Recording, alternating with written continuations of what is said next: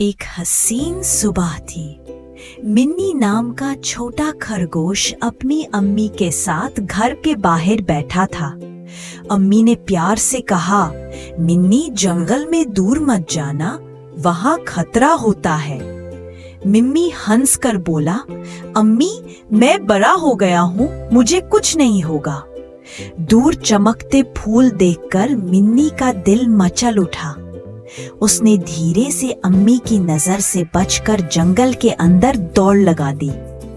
मिन्नी चलते चलते इतना दूर चला गया कि रोशनी भी कम हो गई। अचानक झाड़ियों में से एक जंगली बिल्ली निकली और मिन्नी की तरफ घूर कर देखने लगी। मिन्नी घबराकर दौड़ा मगर उल्टा रास्ता पकड़ लिया।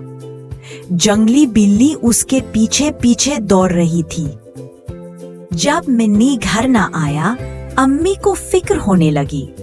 अम्मी ने उसकी महक पहचानी और फौरन उसका पता लगाने निकल पड़ी। बेचारा मिन्नी एक पत्थर के पास फंसा हुआ था और बिल्ली उसकी तरफ बढ़ती जा रही थी। अम्मी दौड़ी हुई आई और जमीन पर जोर से लकड़ी मारी। बिल्ली डर कर भाग गई। मिन्नी अम्मी से लिपट कर रोया, अम्मी मुझे माफ कर दे, आप ठीक कहते थे। अम्मी ने प्यार से कहा, बेटा माँ कभी गलत नहीं चाहती, वो हमेशा बच्चे की हिफाजत चाहती है। और मिन्नी ने वादा किया कि अब वो अम्मी की बात जरूर सुनेगा।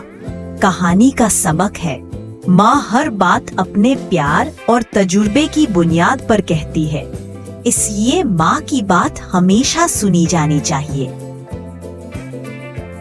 Subscribe for more videos.